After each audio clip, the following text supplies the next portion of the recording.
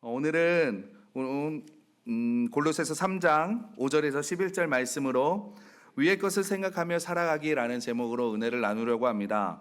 여러분, 우리가 세상을 살다 보면 가끔 이런 생각을 할 때가 있는 것 같습니다. 뭐냐면 악한 사람들이 잘 살고 또 거짓된 자가 이익을 많이 보고 분명히 저 사람은 정직하지 않은데 뭔가 일들이 잘 풀려지는 것 같고, 그렇게 그런 것들을 볼 때마다 내가 살아온 인생이 허무하게 느껴질 때가 있잖아요. 그리고 시대를 한탄하고 자신을 한탄하는 것을 제가 가끔 보기도 하고 듣기도 하는데, 여러분, 근데 사실은요, 우리는, 저와 여러분은 참 복된 시대를 살아가고 있다는 것을 우리가 기억해야 합니다.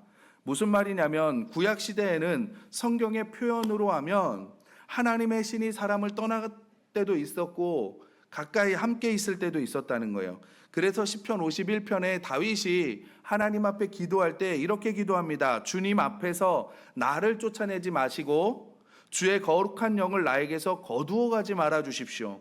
그러니까 지금 다윗이 가장 두려워하고 있는 것은 뭐냐면, 하나님께서 하나님의 그 영을 자신에게서 거두어 갈까 봐 지금 다윗이 두려워하는 거거든요. 그런데 지금 현재는 어떻습니까? 우리가 성령의 시대라고 말하는데, 예수님께서 승천하시고 다시 이 땅에 오시는 그날까지 성령님께서는요, 믿는 자 가운데에서 역사하고 계시다라는 거예요.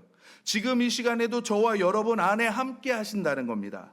그러니까 우리가 악한 사람이 잘 사는 것 같고 거짓된 자가 이익을 많이 보는 것 같고 불의한 자들이 뭔가 잘 되는 것 같고 풀려지는 것 같고, 그렇게 하지만 분명한 것은 뭐냐면, 하나님께서는 지금도 역사하고 계시고, 하나님께서는 지금도 일하고 계시고, 하나님께서는 그 하나님의 역사를 예수 그리스도의 이야기로 가득한 세상을 지금 만들어가고 계시다라는 겁니다. 그래서 언젠가는 주님께서 이 땅에 오실 때, 그때 하나님의 백성을 구원해 주시고 눈물을 씻겨 주시고 마음의 상처를 어루만져 주시는 그때가 반드시 온다라는 사실입니다. 그래서 우리가 예수 그리스도를 영접하고 나면 이제는 마귀를 아버지라 부르고 마귀가 좋아하던 일을 하던 저와 여러분들이 하나님의 자녀가 되는 거예요. 이제 나는 죽고 성령님이 내 안에 역사하셔서 이전과 다른 새로운 피조물이 되고 새로운 능력을 가진 하나님의 자녀가 된다라는 사실이죠. 땅에 속하여 있다가 이제는 하늘 백성이 되었고요. 신분이 바뀌고 소원이 바뀌고 능력이 생기고 자격이 바뀌고 이전과는 다른 존재가 완전히 되어버렸습니다. 그래서 우리는 땅의 백성이 아니라 이제는 하늘의 백성이 됐는데, 그렇게 신분이 바뀌고 소원이 바뀌고 능력이 생겼다고 한다면 우리의 삶이 이전과 다른 것이 당연하지 않겠습니까? 이것을 성경 3장 1절 2절에서 이렇게 말씀하고 있습니다. 그러므로 너희가 그리스도와 함께 다시 살리심을 받았으면 위의 것을 찾으라. 거기는 그리스도께서 하나님 우편에 앉아 계시느니라. 위의 것을 생각하고 땅의 것을 생각하지 말라라고 말씀하고 계십니다. 그러니까 무슨 말이냐면, 한마디로 말해서 땅의 법대로 살지 말고 하늘에 있는 방법으로 살아가라는 거예요. 그렇다면 우리가 하나님의 백성으로 어떻게 해야 되고 위의 것을 생각하며 살기 위해서는 어떻게 해야 되는지 오늘 본문 말씀을 통해서 살펴보고자 합니다. 첫 번째는 뭐냐면, 땅에 있는 지체를 죽여야 합니다. 우리 5절 말씀을 다 같이 한번 읽어보겠습니다. 5절 말씀입니다. 시작. 그러므로 땅에 있는 지체를 죽이라. 곧 음란과 부정과 사욕과 악한 정욕과 탐심이니 탐심은 우상 숭배니라. 아멘. 여기서 땅의 지체를 죽이라 그러면서 5가지가 나오는데요. 이 5가지의 1차적인 것은 성적인 것을 이야기합니다. 왜냐하면 골로새인들의 문화, 그리고 그 골로새 지역에 있는 그 문화와 그리고 우상을 섬기는 신전에서 행해지던 그런 제사들, 그런 모든 것들이 만연해 있었거든요. 그래서 성경은 하나님의 백성으로 살기 위해서는 뭐냐면 본성을 죽이라는 거예요. 본성, 욕망. 그것을 지지하거나 키워주는 일, 어떤 것이든 제거하라는 거예요.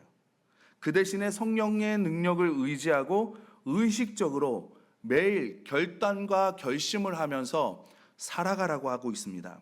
왜 이렇게 해야 되냐? 6절에서 뭐라고 설명하냐면 이것들로 말미암아 하나님의 진노가 임하기 때문입니다.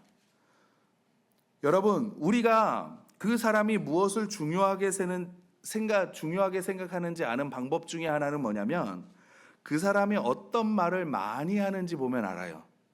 사람을 딱 만났어요. 만났는데 일에 대해서 이야기를 많이 해요. 그러면 그 사람은 어떤 사람이에요? 일 중심적인 사람이죠.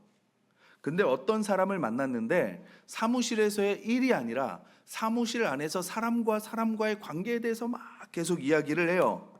그러면 그 사람의 관심은 어디에 더 있는 거예요? 사람과의 관계에 더 있는 거예요. 그러니까 이 사람은 사람 중심적인 생각을 가지고 있죠. 어떤 분들은요, 식당에 가서 딱 음식을 하나 딱 먹잖아요. 반찬을 하나 딱 먹으면 이거는 어떻게 하고 뭐가 들어가고 뭐가 들어간 것 같은데 막 그러는 분들이 계세요. 그래서 도저히 알지 못하고 궁금하면 불러요. 여기에 도대체 뭐가 들어갔냐고. 그 사람은 뭘 굉장히 중요하게 생각하는 거예요. 음식을 굉장히 진심인 분이신 거잖아요. 우리가 무슨 말을 하냐, 그것을 가만히 귀 기울여 보면 알 수 있다는 거죠. 그러면 하나님은 어떨까요? 하나님은 성경의 많은 부분은요, 우리 하나님은 성도와 하나님과의 관계를 뭐로 많이 표현을 하냐면 뭐 부모와 자식 간에도 표현을 하지만 부부로 묘사할 때가 참 많이 있습니다. 그래서 아가서도 그렇고 호세아서도 그렇고 하나님과 그리스도인을 약간 부부로 묘사해요. 그래서 하나님께서 우리에게 주신 가장 기본적인 공동체가 어디냐면 가정이에요. 가정. 제가 몇 년 전에 이야기를 들은 건데 물론 일반적인 보편적인 이야기는 아닐 겁니다. 근데 그 이야기를 듣고 요즘 젊은 세대들은 이런 생각도 가지고 있는구나라는 거를 좀 엿볼 수 있었는데 뭐냐면 결혼을 하고 1년 동안 혼인신고를 하지 않는데요. 그래서 왜 안 하냐? 그러니까 혹시 헤어질까 봐. 그리고 어떤 젊은 사람들은 이야기를 해요. 그리고 좀 그 결혼에 대해서 세상적으로 가르치는 사람들은 또 이렇게 얘기를 하더라고요. 결혼하기 전에 1년 정도는 살아봐야 된다는 거예요. 저 사람을 알려고. 그러니까 이게 요즘 젊은 사람들의 보편적은 아닐지 모르겠지만 그런 생각들이 조금씩 있다라는 거죠. 그러니까 세상의 기본은 뭐냐면 기본은 우리 예전에는 그러잖아요. 무조건 좀 지켜야 된다라는 생각이 있었잖아요. 그러나 요즘에는 뭐냐면 기본이 맞지 않으면 언제든지 헤어질 수 있어 라는 게 기본의 밑바탕으로 좀 깔려 있는 것 같아요. 제가 18년 전에 결혼을 했습니다. 좀 이제 시간이 좀 많이 됐죠. 물론 저보다 이제 2배, 3배 더 결혼 생활을 많이 하신 분들도 계신 거를 아는데 제가 결혼을 하면서 이제 저희 집사람하고 주례를 부탁하려고 목사님을 딱 찾아뵀어요. 목사님이 저하고 집사람의 종이를 2장을 주더라고요. 그리고 외워. 그게 한마디 하셨어요. 뭐냐면 혼인서약서예요. 나 박성진은 신부 김지혜를 아내로 맞아 이제부터 평생토록 기쁠 때나 슬플 때나 아플 때나 건강할 때나 부할 때나 가난할 때나 어떤 환경 중에서라도 쭉입니다. 18년이 돼가지고 네, 우리가 이런 서약을 하잖아요. 하는데 이 서약을 하나님과 나 관계에서 한번 생각해 보시기 바랍니다.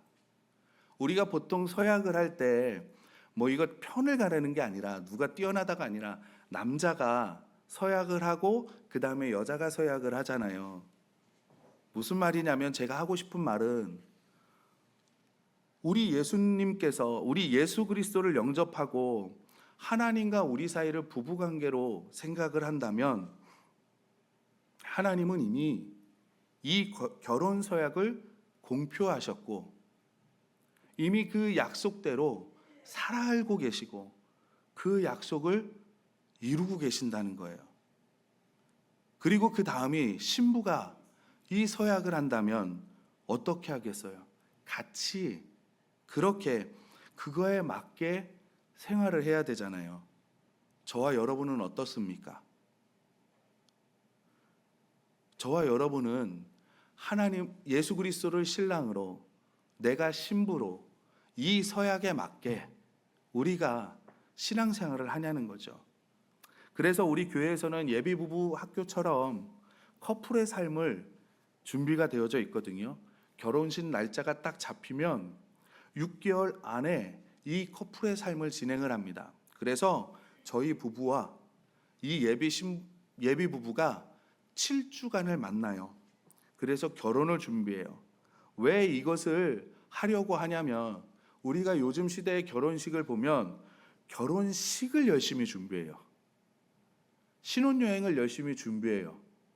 근데 더 긴 결혼식 30분, 1시간을 위해서 열심히 준비하는데 30년, 40년을 살아야 되는 그 결혼을 준비하지 않더라고요.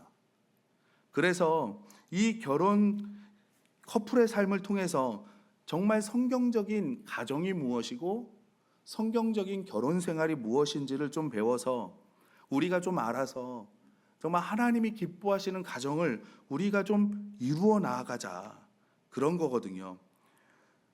그래서 이제 우리가 좀 말씀으로 돌아와 보면 우리가 이 5절 말씀이 좀 이렇게 성적인 거라 말씀드렸잖아요. 근데 이게 왜 그러냐면 출애굽기 20장에 보면 10계명이 있습니다. 10계명을 보면 10번째 마지막 계명이 뭐냐면 내 이웃의 집을 탐내지 말라라는 것인데, 그 이후에 쭉 설명이 나오는데 뭐냐면 내 이웃의 아내나 그의 남종이나 그의 여종이나 그의 소나 그의 낙이나 물은 내 이웃의 소유를 탐내지 말라라고 말씀하고 있어요. 그러니까 우리가 그리스도 안에서 한 몸이 되었다는 것을 기억하시고, 우리가 단순히 부부관계가 육체적으로만이 아니라 생각과 마음으로 영적으로 하나님의 뜻을 지키셔서 정말 복받는 가정을 이루고 부부가 되시기를 주님의 이름으로 축원합니다. 그리고 5절 마지막에 보면 탐심은 우상 숭배다 말해요. 그러니까 이 탐심이라는 거는 자기가 가지고 있는 것보다 더 가지려고 하는 그런 마음이거든요. 탐욕이에요, 탐욕. 그래서 디모데전서 6장은 뭐라고 말하냐면 돈을 사랑하는 것이 일만악의 뿌리다라고 설명하고 있고, 마태복음 6장에서도 예수님은 두 주인을 섬기지 못하니 이를 섬기든 저를 섬기든 결정하라고 말씀하고 있어요. 그런데 이렇게 보면 내 마음에 탐심의 마음이 있잖아요. 탐욕이 있잖아요. 탐욕이 있게 되면 무엇을 의지하게 되냐면 재물을 의지하게 됩니다. 물질을 의지하게 돼요. 그래서 뭔가 돈이 있어야 마음이 놓이고, 뭔가 내 장래에도 물질이 좀 이렇게 든든히 있어야 내 장래가 해결이 될 것 같은 이런 것들이 항상 있게 되는데, 여러분 그렇지 않습니다. 우리가 우상 숭배한다고 하면 여러분 하나님보다 더 사랑하고 하나님보다 더 의지하는 게 우상 숭배잖아요. 물질을 더 의지하고 사랑하는 것이 우상 숭배가 되는데, 문제는 우상은 언제든지 진정한 만족이나 우리에게 행복을 주지 못하고 언제든지 실망시키고 우리를 파괴하게 한다는 거예요. 우리 주위를 봐도 탐심이나 탐욕을 가진 사람들 보면요, 여러분 행복하다는 고백 그런 분들에게 들어보신 적 있으십니까? 탐심과 탐욕을 가진 부부나 그런 가족을 보면 야, 굉장히 이 가족 구성원은 따뜻하다라는 느낌을 느껴보신 적 있으십니까? 만약 탐심과 탐욕이 많은 사람들 그 끝이 아름다운 것을 보신 적 있으십니까? 그러니까 우리의 행복을 주시는 분은 하나님이시고 우리의 삶을 보장하시는 분도 하나님이심을 우리가 기억하면서 이 땅의 지체를 죽이며 사셔서 하나님 앞에 칭찬받고 하나님이 주시는 진정한 부함과 진정한 평안과 진정한 행복과 진정한 가정을 누리시면서 사시는 저와 여러분들이 되시기를 소원합니다. 두 번째로 버려야 할 것인데요, 8절 9절 말씀을 한번 다 같이 읽겠습니다. 8절 9절 말씀입니다. 시작. 이제는 너희가 이 모든 것을 벗어버리라. 노여움과 악의와 비방과 너희 입에 부끄러운 말이라. 너희가 서로 거짓말을 하지 말라. 옛사람과 그 행위를 벗어버리고. 아멘. 여기 벗어버려야 할 것에 대해서 쭉 설명하는데, 이것을 가만히 살펴보면요, 이게 있는 곳에는 공동체가 깨집니다. 분함이라는 것은 뭐냐면 안에 억눌려 있는 지속적인 증오의 상태를 분함이라고 얘기해요. 다음에 나오는 것은 노여움인데, 이 노여움은 뭐냐면 이 분함이 분출되는 게 노여움이에요. 그래서 분노는 바울이 성도들에게 요구하는 화합과 하나됨을 깨트려 버립니다. 여러분, 분함이 분출되는 곳에 하나가 됩니까? 안 되잖아요. 노여움, 이기적인 이유로 생긴 분노의 분출이나 성질 급한 게 계속 나타내는 것이고 지속적으로 걷잡을 수 없는 행동을 하는 거예요. 그러니까 악의는 뭐냐면 누군가 나를 선의를 베풀었는데 악을 그 사람에게 돌려주는 거, 다른 사람을 해하려는 계획적인 시도, 이런 것까지 악의로 보는 거예요. 그래서 악의는 관계를 깨트립니다. 비방은요, 거짓말, 헌담, 그리고 소문을 유포하는 등 이것들을 통해서요, 다른 사람의 명성을 해치는 거예요, 비방이. 그래서 종종 악의가 비방으로 나타나기도 합니다. 부끄러운 말은요, 거짓말, 귀에 거스리는 말, 비속어, 성도들은 이런 말들이 입에 나오지 못하도록 억제해야 된다는 거예요. 벗어버리라는 거예요. 이게 옛 습관이라는 거예요. 이런 것들은 공동체를 깨기 때문에 그렇습니다. 골로새 교회, 지금 교회를 깨려는 이단 사상, 여러분 11절 말씀에 보면 여기에 많은 사람들이 있잖아요. 지금 이 많은 사람들이 골로새 교회 안에 들어와서 지금 골로새 교회에 막 이런 분함과 노여움과 악의와 비방, 부끄러운 말, 막 이런 것들을 통해서 교회를 깨려고 하고 있다는 거죠. 우리가 예수 그리스도를 영접하고 나면 내가 하나님의 자녀가 되고 또한 나를 그리스도의 몸된 교회 공동체의 지체로 하나님께서 만들어 주시는데, 그리고 우리는 이 공동체를 뭐라고 불러요? 교회라고 말하잖아요. 그리고 이 교회, 우리는 그리스도의 몸이고, 그리고 예수 그리스도는 교회의 머리고 그러잖아요. 우리 교회의 정신 중에 하나는 뭐예요? 우리 교회의 담임은 누구? 예수님. 그러잖아요. 동의 안 하십니까? 예. 그래서 모든 교회는요, 주님의 사명을 가진 거예요. 사명 공동체라는 겁니다. 주님이 주신 사명을 이루어야 되는 거예요. 그래서 하나가 돼야 되는 거고요. 근데 이건 지극히 상식적인 겁니다. 여러분, 세상에 있는 공동체도요, 어떤 그 목표를 이루기 위해서는 하나가 되려고 하잖아요. 하나가 되어야 그 목표를 이루고 목적을 이루는 거거든요.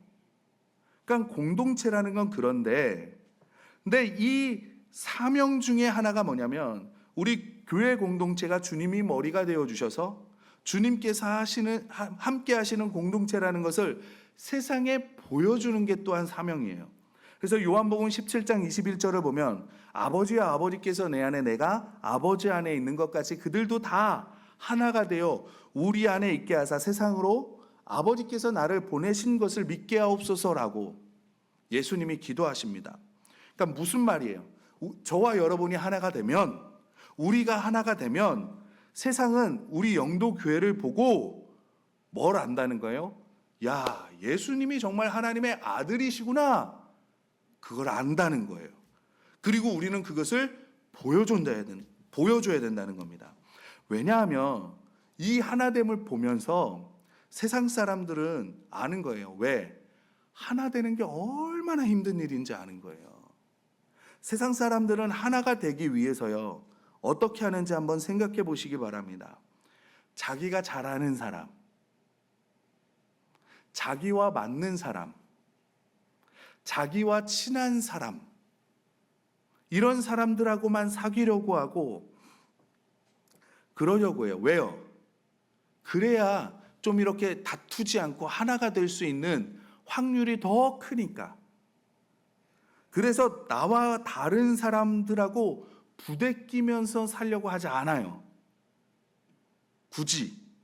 그런데 교회는 어때요? 서로 자라온 배경이 달라요. 스타일도 달라요. 삶의 방식도 달라요. 남편만 로또인 줄 알았는데 이 옆에 앉아있는 사람도 로또네. 평생 안 맞아. 신앙생활 하는 내내 안 맞아.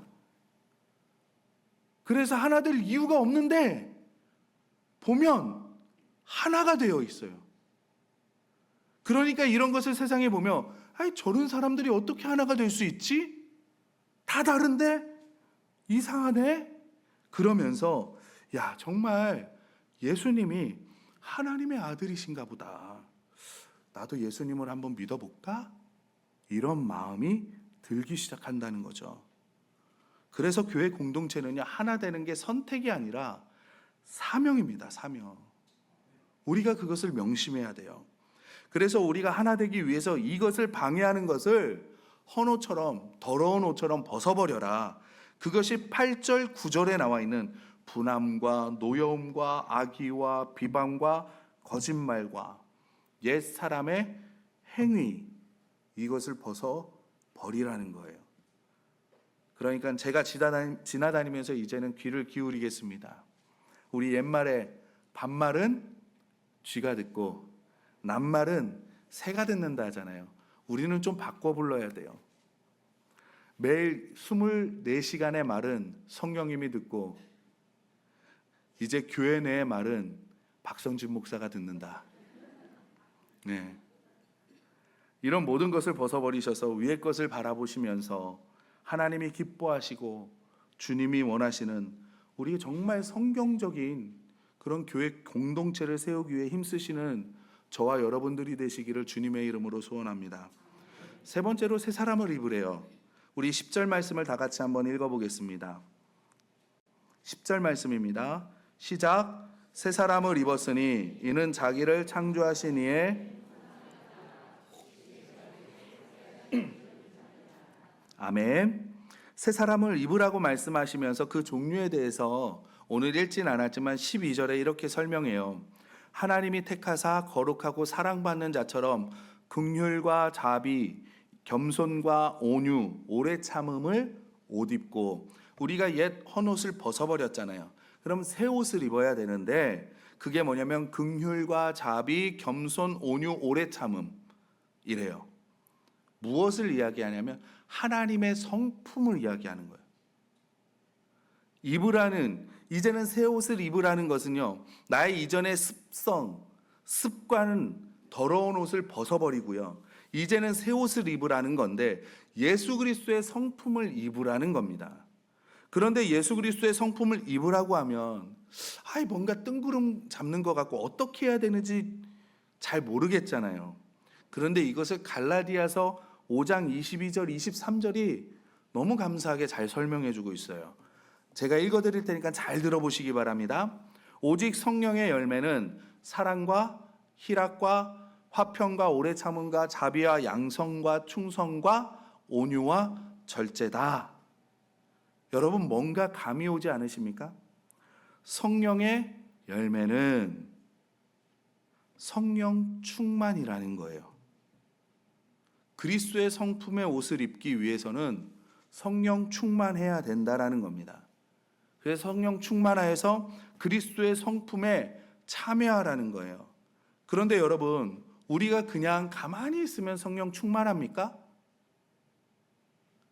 가만히 있으면 성령 충만해져요? 아니잖아요. 다 아시잖아요. 그렇게 해서는 안 된다는 거. 예수님이 어떤 분이신지, 예수님의 성품이 무엇인지 우리가 알려고 소원하고 기도하면서 그 성품에 참여하려고 해야 되지 않겠습니까? 그래서 오늘 그 뒤에 3장 16절 17절에는 뭐라고 말하냐면 그리스도의 말씀이 너희 속에 풍성히 거하게 해라. 모든 지혜로 피차 가르치며 권해라. 무슨 말이에요? 말씀 공부하라고요. 그래서 우리 영도교회 계속 삶 공부하잖아요. 지치지 않고 계속 하잖아요. 여러분 한 분만 들으셔도요 100분이 듣는 것처럼 열정과 열심을 가지고 가르치고 있습니다. 들어오십시오. 성경 공부, 말씀을 내가 공부하고 연구하고 묵상하지 않는다는 건요, 난 성령 충만하지 않을 거야. 난 예수님을 알고 싶지 않아. 라고 말하는 것과 똑같아요. 시와 찬송과 신령한 노래를 부르며 감사하는 마음으로 하나님을 찬양하고 하나님을 예배하라는 거잖아요. 영과 진리로 예배하라는 겁니다. 마음과 뜻과 정성을 다하여 힘을 다하여 목숨을 다하여 하나님을 예배하라는 거예요. 무엇을 하든지 말에나 일에나 다 주 예수의 이름으로 하고 그를 힘입어 하나님 아버지께 감사하라. 무슨 말이에요? 목장에서 산공부를 통해 배운 거, 예배를 통해 깨달아지는 거 사용하라고요. 한번 써보라고요. 지금 그 말씀을 지금 하고 있는 겁니다. 이것이 예수 그리스도의 성품의 옷을 입는 거라는 거예요. 이것이 우리가 예수 그리스도의 성품의 옷을 입어야 되잖아요. 저와 여러분들이. 그리고 어떻게 하면서 옷을 입으라고 얘기해요? 감사함으로. 그러니까 이게 굉장히 중요합니다. 왜냐하면 감사가 성령 충만의 측정 도구가 되기도 하기 때문에 그래요. 그래서 성령 충만하면 감사하기도 하지만 우리가 감사하는 삶을 계속 살다 보면, 의지적으로 살려고 막 하다 보면 성령 충만도 온다라는 거예요. 제가 들어볼 거예요. 누가 감사를 많이 하시는지 안 하시는지. 항상 감사하는 삶을 사셔서 성령 충만하시고, 그래서 하나님의 백성에 합당한 삶을 사시기 바랍니다. 그래서 사람들에게 우리를 보고 정말 예수님은 하나님의 아들이다, 이런 증거들이 날마다 나타나는 우리 영도교회 모든 성도님들이 되시기를 주님의 이름으로 소원합니다.